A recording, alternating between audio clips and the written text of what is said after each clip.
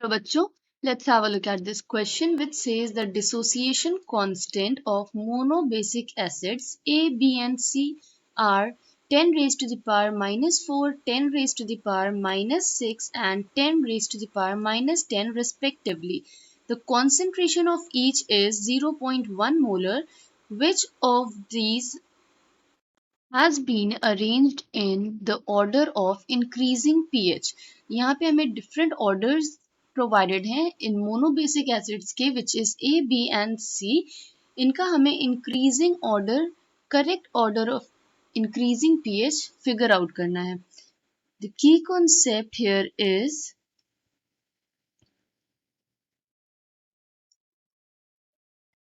relation between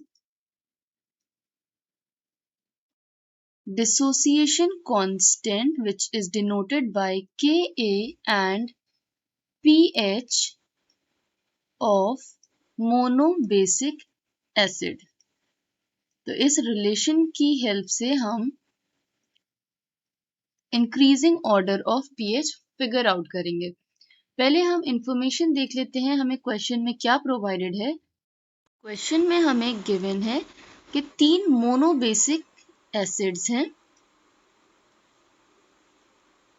ठीक, और उनका हमें डिसोसिएशन कांस्टेंट प्रोवाइडेड है which is the value of Ka. A, B and C acid है with the dissociation constant 10 raised to the power minus 4, 10 raised to the power minus 6 and 10 raised to the power minus 10. Concentration जो हमें provided है वो तीनों acids का same है which is 0.1 molar for each. Simple सा relation है between dissociation constant and strength of the acid which is in turn related to the pH. उसे हम पहले देख लेते हैं. तो higher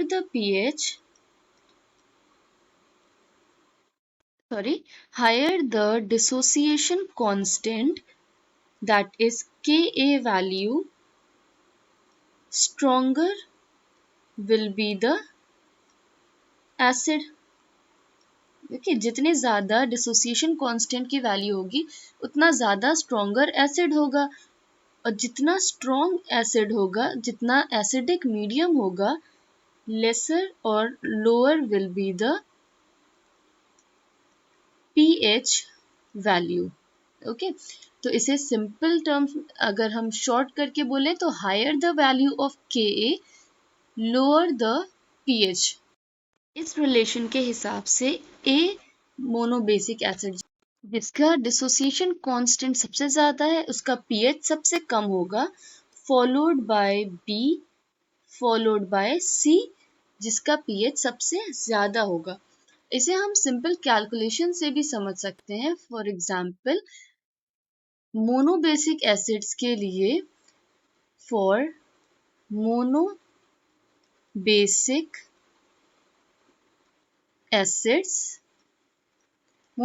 एसिड्स कौन से होते हैं which are capable of releasing single proton. तो ऐसे एसिड्स के लिए there is a relation between hydrogen ion concentration and the dissociation constant which is Ka dot और multiplied by molarity और concentration. तो हम A एसिड के लिए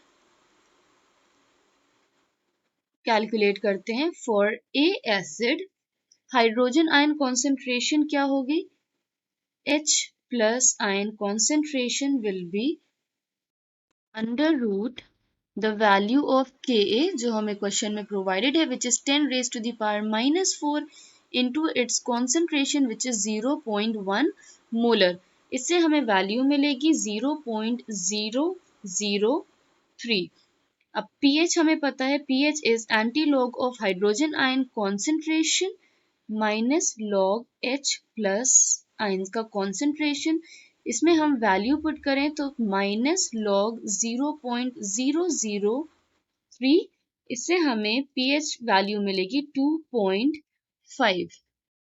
same formula and same calculation करके B के लिए हमें जो pH मिलेगा for B, pH will be 3.5 और सेम कैलकुलेशन से जब हम C के लिए करेंगे तो pH हमें मिलेगा is equal to 5.5। ओके, तो इस pH वैल्यू से अगर हम इंक्रीजिंग ऑर्डर ऑफ